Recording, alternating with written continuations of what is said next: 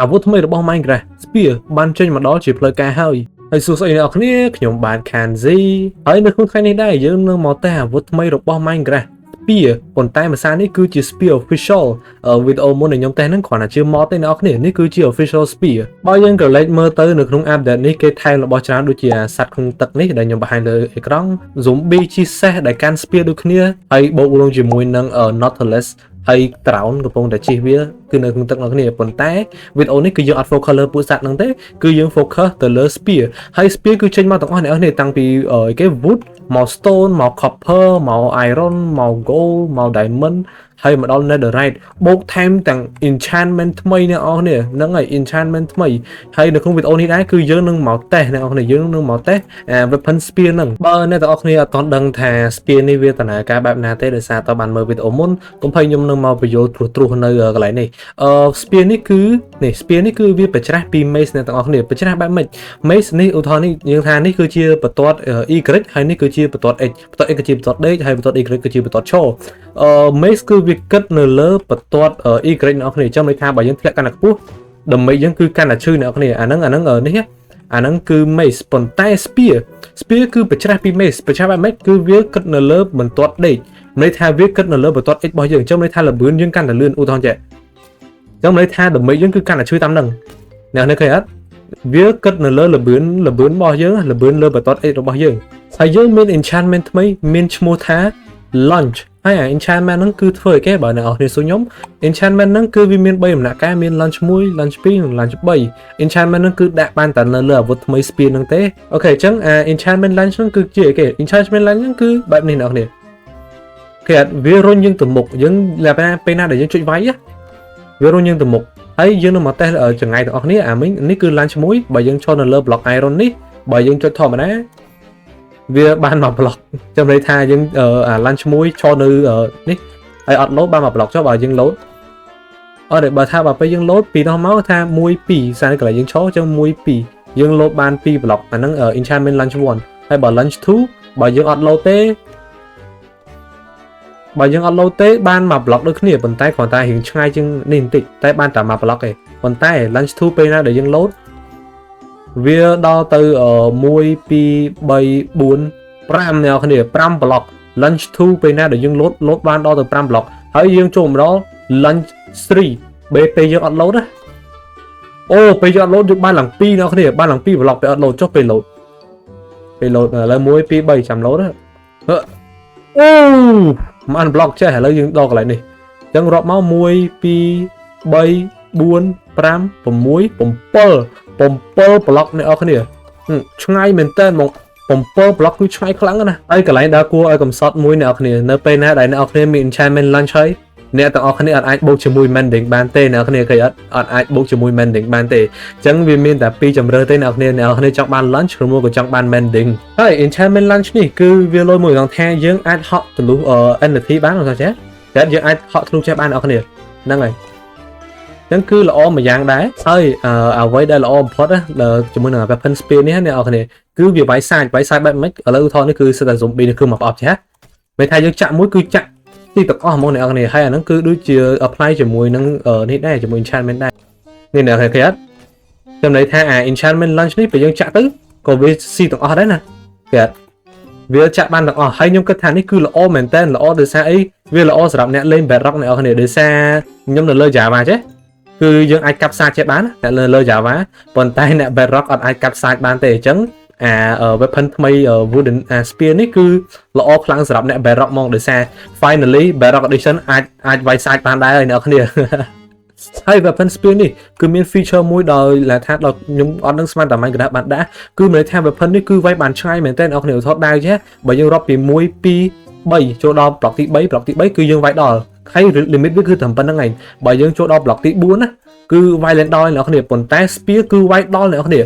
ហើយមិនតែប៉ុណ្្នឹងគឺយើងចូលដល់ block ទី5ក៏យើងនៅតែវាយដល់ដែរអញ្ចឹងមានន័យថា weapon នេះគឺវាយបានឆ្ងាយមែនតើ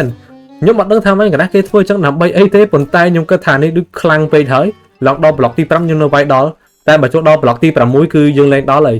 limit របស់យើងគឺត្រឹម5 block អ្នកនរគ្នាហើយដូចទៅនឹង spear នៅក្នុង mod ដែលខ្ញុំបាន showcase នៅក្នុងវីដេអូចាស់របស់ខ្ញុំហ្នឹង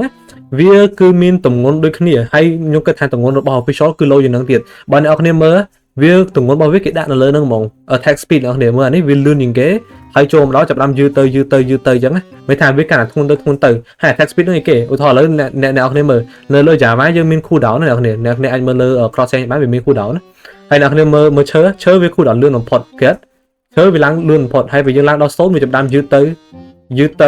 នឹងចាប់ដើមយឺតខ្លាំងហើយនេះចាប់ដើមយឺតមែនតើហ្មងហើយនេះហើយដកមហាសែនយឺតជាពិសេស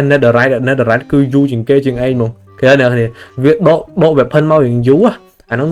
នេះអាហ្នឹងដែលថាវាតាមទម្ងន់របស់វាអញ្ចឹងប៉ុន្តែវាក៏បូក damage ទៅតាមនឹងដែរអ្នកគ្នាដូចថា wooden spear នេះឃើញ damage តែមួយទេហើយឡើងដល់2ហើយអានេះនឹងនិយាយទៅ stone ហើយនឹង copper និយាយទៅស្តៀងតែគ្នាអ្នកគ្នាមើល2ដូចគ្នាហើយចូលដល់ iron 3ហើយ golden គឺ on golden ចូល1វិញស្មើនឹង wooden ហើយចូល diamond spear គឺ4ហើយបានដល់ netherite គឺចូលដល់5ហើយមិនត្រឹមប៉ុណ្្នឹងទេ weapon spear នេះក៏អាចយកទៅ enchant បានដែរអ្នកទាំងអស់គ្នាហើយសួរតែ enchantment boss spear ហ្នឹងវាអីគេខ្លះ enchantment boss spear គឺដូចទៅនឹងដាវទាំងអស់ហ្មងអ្នកទាំងអស់គ្នាហើយបើអ្នកទាំងអស់គ្នាក៏លេចតែមើល enchantment របស់វា enchantment ដែលអាចដាក់បាននៅលើ spear គឺមានទាំងអស់នេះអ្នកទាំងអស់គ្នាគឺមាន enchantment ថ្មី launch sharpness fire aspect knockback looting 3ហើយនិង unbreaking ប៉ុន្តែខ្ញុំសូមបញ្ជាក់ម្ដងទៀតនៅពេលណាដែលយើងដាក់ enchantment launch ហ្នឹងគឺយើងអាចដាក់ mending បានទេអ្នកទាំងអស់គ្នាហើយដូចទៅនៅក្នុង mod ដែលខ្ញុំបាន review ដែរគឺ weapon នេះគឺវាមានទម្ងន់អ្នកទាំងអស់គ្នាដូចថាយើងឈើចេះវារត់រៀងបានយូរនេះគេវាអត់ងាយធ្លាក់អីវាអត់ងាយញ័រក្បាលឥឡូវចាប់ដើមញ័រចាប់ដើមធ្លាក់ក្បាលម្ដងបន្តិចហើយបានវាធ្លាក់ទៅទាំងស្រុងហ្មងហើយបើយើងលើកវាlênរួចនេះធ្លាក់ទៅទាំងស្រុងចេះហ្មងវាអត់តន់អស់ទេហ្នឹងហើយអស់ហើយគេហើយវាទៅតាមនឹងវាថា spear យើងពេលវាឡើងដំណាក់កាលវាថាវាកាន់តែធ្ងន់គឺវាធ្លាក់ទៅកាន់តែលឿនអាមិញគឺឈើហើយនេះគឺ netherite អ្នកនរមើល netherite ធ្លាក់លឿនខ្លាំងណាគេវាចាប់ដើមញ័រក្បាលបាត់ហើយវាធ្ងន់ខ្លាំងចឹងវាចាប់ដើមឆាប់ធ្លាក់លឿនប៉ុន្តែសូមបញ្ជាក់ម្ដងទៀតទោះមិនឆាប់ធ្លាក់មិនមែនជាបញ្ហាហ្មងទេដោយសារពេលណាដែលយើងឡើងកាន់តែខ្លាំងទៅមានថាយើងឡើង level ឡើង level ដល់ netherite មានថាវាកាន់តែឈឺទៅចឹងទៅហើយដើម្បីតេស្តដើម្បីចង់ដឹងថា spear នេះខ្លាំងប៉ុណ្ណាដោយសារយើងបានតេស្តក្នុងវគ្គមុនហើយប៉ុន្តែគ្រាន់ថាការមុនគឺ spear mod នេះគឺជា spear official ហើយ spear នេះគឺ full enchant អ្នកនេះមានថា enchant មិចទាំងអស់ហ្មងយើងចង់ដឹងថា damage វាខ្លាំងប៉ុណ្ណាយើងនឹងមកវាយ video ទាំងអស់គ្នាសូមបញ្ជាក់នៅក្នុងវីដេអូមុនគឺយើងចាក់4ដងហើយ4ដងនោះ spear អត់មាន enchantment អ្នកនេះ4ដងងាប់ video ឥឡូវយើងចង់ដឹងថាអា spear official របស់ Minecraft ហ្នឹងអាវាខ្លាំងប៉ុណ្ណាដោយសារអានេះគឺ full enchantment វីដេអូមុនខ្ញុំអត់បានដាក់ enchant ទេប៉ុន្តែវីដេអូមុនក៏ជា spear អត់មែន official ដែរហើយ spear នេះគឺជា spear official ណាអូខេអញ្ចឹងយើងចាំ video spawn មកដាក់ golden apple មួយហើយយើងចាំធៀមវាយវាឲ្យមកតោះការចេញមកទៅឡាប់ខុសមកឡាប់ចេះលឹប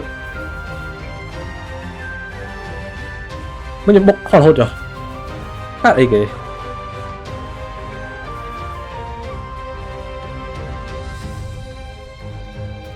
នោះត្រូវហើយអូខេspear ពេលនេះដូចរៀងពិបាកប្រើជាមុនអ្នកនេះអូហើយរៀងខ្សោយជាមុន full enchant ហើយក៏នៅរៀងខ្សោយដែរហ្នឹងមកនេះអូផ្លាប់អូហ្នឹងហើយអ្នកនេះគឺវារៀងពិបាកប្រើជាមុនឆ្ងាយដល់អ្នកនេះគឺដាក់ឡើងសឹងតែចង់ត្រូវប៉ុណ្្នឹងវាអត់រកឲ្យទេឬមួយក៏អូខ្ញុំយល់ហើយមែនទេគឺយើងថាយើងដាក់ឲ្យឆ្ងាយយើងប្រញាប់នេះពេកប្រញាប់លើកពេកឥឡូវយើងហក់បុកឲ្យមកឲ្យលឿនទេឡាប់អូបាញ់ខ្ញុំត្រូវមកគ្រប់ទៀតសាហាវមែនអូខ្ញុំយល់ហើយអត់ដូចអា spear នៅក្នុង mod យើងទេគឺlàថាយើងតោះទៅហោះឲ្យបានរៀងយូរតិចបានយើងអាចចាក់វាបានរហូតចេះទេហើយយើងលើកវាពីចង្អាយទេហ្នឹងខ្ញុំយល់ហើយគឺយើងលើកពីចង្អាយទៅអាចចាក់បានយើងមិនចេះចាក់ទេហ្នឹងអូនៅតែឈឺដែរអ្នកនេះនៅតែឈឺអូខេខ្ញុំដាក់ខុសទៀតហើយឥឡូវមកភាសាទៀតអូខេងាប់បាត់ហើយអ្នកនេះងាប់បាត់ហើយអូខេអញ្ចឹងយើងយល់ហើយអ្នកនេះគឺមានន័យថាspear នេះយើងត្រូវការឲ្យ cooldown វាពេញសិនទៅយើងអាចចាក់បានហើយចាក់ហ្នឹងតោះតែវា